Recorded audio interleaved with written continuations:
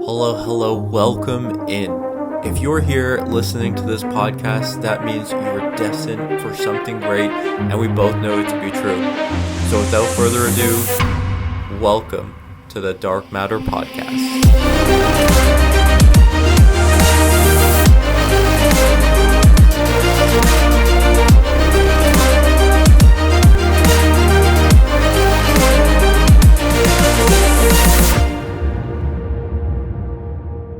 Hey y'all, welcome back to the podcast. Today I want to talk about what it feels like to do something new. And now I know that sounds pretty basic, and I know it sounds pretty like, okay, like what can you really talk about? But I really want to get specific here. See, the biggest thing that I've seen over the last couple of months is when you're used to something and you've really ingrained a certain habit, trait, belief into your system, into the way that you operate, when you start to come away from what you feel like you know, there's a lot of resistance, there's a lot of hesitation, there's a lot of doubts, there's a lot of fear, there's a lot of anxiety, there's a lot of stress, right? There's a lot of question marks. And I think this is the biggest thing that no one talks about. See, everyone wants to fast forward and skip to that end scene where everything that you could have ever wanted and created is there, but we oftentimes forget how many times people have to pivot and shift and change. It was just so interesting because the other day I was looking at something on my phone and I thought it could be useful to share as a whole episode because it was something that really resonated with me. It was like one of those things where I screenshotted it when I seen it and I was like, oh, that's good. And today I just happened to be scrolling in my phone in my pictures, and I went and I found it, and this was something that I feel could be extremely useful for us all. It talks about duality. Now, if you're not too familiar with duality, it is, of course, the coexistence of two opposite things happening at the same time. Now, duality is an inherent condition of life. It's natural. If there is good, there will always be bad. Where there are highs, there shall be lows. There's a difference between wishing for things and being ready to receive it. You might want $1 million, but are you ready for $1 million problems? You say you want a 6-figure portfolio, but have you thought of the losses that entails? And I feel like that's it, right? Like we oftentimes want the things, but we don't know the things that come with it. And for a lot of us, just speaking from my own experience, I know a lot of coaches from my last business who were doing a lot of just like the manual running around work, and we didn't take care of ourselves. And if I think back to my door-to-door days back all the way back in 2019, when I first started my entrepreneurial journey, I've been fully self-employed since. It had been because of the mindset that they have. And so here's where it gets really interesting, because I feel like a lot of what I'd learned back then allowed me to get to where I am now. And so maybe it was just a thing of learning the skills that I needed to learn in that time, knowing that I would have to progress eventually out of it. But the scary thing is not everyone does. Some people end up just staying in that because that is what they know, and that is what they believe, and then that is just what they embody. But the idea before was like, you don't have days off. You don't get sick. You're not allowed to get sick. When you work commission only, being fully self-employed, you literally cannot afford to be sick, because if you are sick, you do not make money. And so it's just like, it was this thing where you're always working. You had one day off, but the day that you had off wasn't to rest. It was to get caught up on all the other things that you didn't do during the week, because during the week, we used to work Monday to Saturday. And we used to work, because it was door to door, we used to wake up like 6. We would have to, because I was a sales manager, we would literally have to go to the gym in the morning. We would have to do some coursework in the morning. We would have to get our breakfast in. Then we would meet at the office before anyone else. And then we would role play, we would like touch base, what are the goals, cool. Then the rest of the team, the employees would come in. Then we would do some role playing, we would do a whole morning meeting, and then we would get into the entire day. And the day, usually we would get to route anywhere between 11, and we would stay like anytime around 11, and we would stay from 11 to 8 or 9 p.m. And so that's your whole day. You wake up at 6, you're basically doing work, even though you're not working. I mean, you're working on yourself, but that was the whole thing. And then you don't get home till 9. Then you still have to do your courses because we still had course material that we had to watch at the end of the day. And then you had to make sure that you were up the next day doing it again, Monday through Saturday.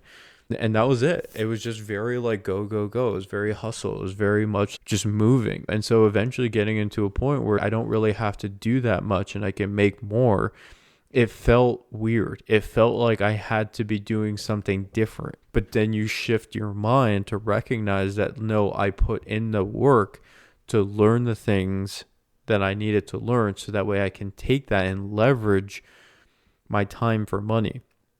I'm sure a lot of us have seen, it's like the technician, the $10 an hour technician versus the $1,000 an hour technician. It was like this whole story, and they were basically saying this whole plant shut down and there was all these things, and they called these technicians these cheap ones because the company didn't want to like actually get the job done properly by someone who was extremely skilled that was charging the most.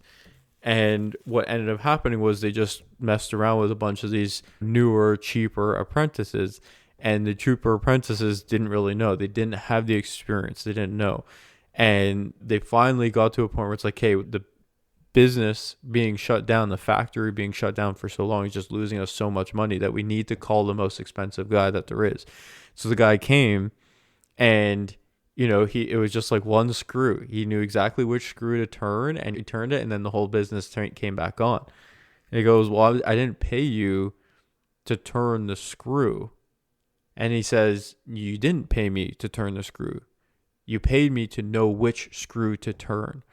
And that's what happens when you have the experience. That's what happens when you have the confidence and the knowledge. And I think that's what a lot of us are going through. And I don't know why. I feel like with this podcast, it's very timely for a lot of people. Maybe you're going through something. You're recognizing you're meant for more. You're recognizing that the chapter that you're in is ready to evolve. And so you're finding this at the opportune time. And I just want to reiterate this for myself, of course, because I'm always talking to myself. But if you're listening to this and you're resonating with this, just remember that everything that you had done doesn't mean that that's how you have to live. Just because you hustled and you do all the hard work and you put yourself out there and you pay your dues and you do these things doesn't mean that's how it always has to be. That's how it is now. But if there's something in you innately that you don't resonate with, that is difficult, work through it. I'm not saying to not work through it, but know that there is a light at the end of the tunnel. Because I'll tell you, when I did door-to-door, it was so difficult for me. I did door-to-door for 2 years. A whole year, it sucked. A year and a half, it sucked. I think it was like the last 3 months where I was like, oh, you know what? Because I was poached by the competitor and I started making 3 times as much. And I was like, wow, is this what was on the other side of that? But here's the thing. Even though I made basically in the last 3 months of the year where I switched companies, like even though I made basically as much as I made for the remainder of the year with the other company, it's like with the other company, because I wasn't getting paid as much, I had to learn the skills of what I just said. No days off, the work ethic, always hustling, always showing up, always putting in work, always just looking after myself, being commission only, having an apartment, car insurance, all the payments, all the bills, all the things that you can imagine. I couldn't afford to not close deals. And so now you take that hustle, that grit, and that energy for a year and a half, over a year and a half, and you go to a company now that has benefits and pension and base pay, and they offer more for sale. It's like, holy crow, like it just made it all worth it, if that makes sense. And so with the chapter that you're in, as you're going through it, just recognize it doesn't have to be how it always is going to be. And when you start to curb this, just recognize there will be resistance. There's going to be parts of you that doesn't want to change because it's what it knows. It's what it's comfortable with.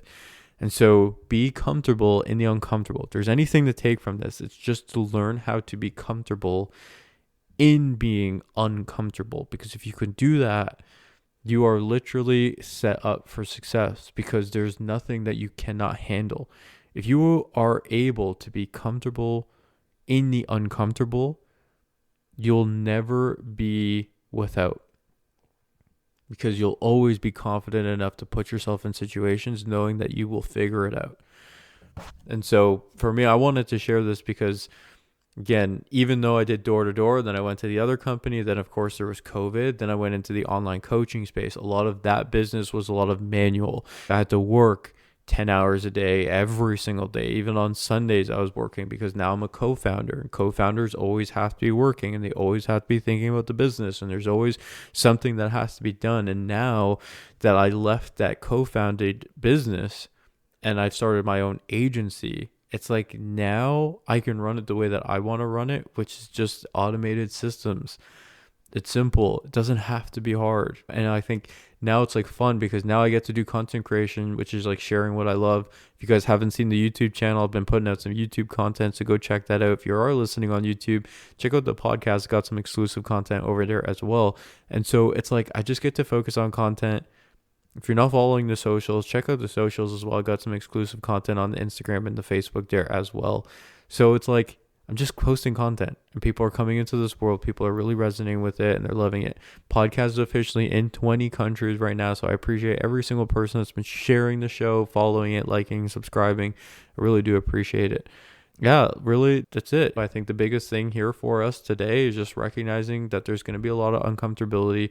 Everything that you're doing, there's always going to be these growing pains. There's always going to be these things that want to pull you back down to where you currently are. That is normal. That is healthy. That means it's signs of growth. And even if it's people, it might be situations, it might be so many different things that it could be, but just recognize you are hearing this podcast because you are destined for something greater. You are listening to this at this point in time, so timely, because you are ready for your next evolution. And I know it to be true. We both know it to be true, as you heard in the intro. So if you guys want to learn more about how to connect, how to work together, do all these things, the links will be in the show notes in the comment section there. There'll be links to my socials, and there'll be links to my offerings as well, so we can really help move things in the right direction. Because my goal with this is, yes, to inspire you, yes, to empower you, yes, to make you see that there is a light at the end of the tunnel. But if we can do this, and you can skip a lot of everything that I had to go through and just get it right, then that's a fantastic goal for everyone involved. So yes, looking forward to connecting. Thank you so much for being here. And as always, I'll catch you on the next one. If you enjoyed today's episode, please like, comment, share, subscribe to it all. You know I appreciate it. And as always, I'll catch you on the next one.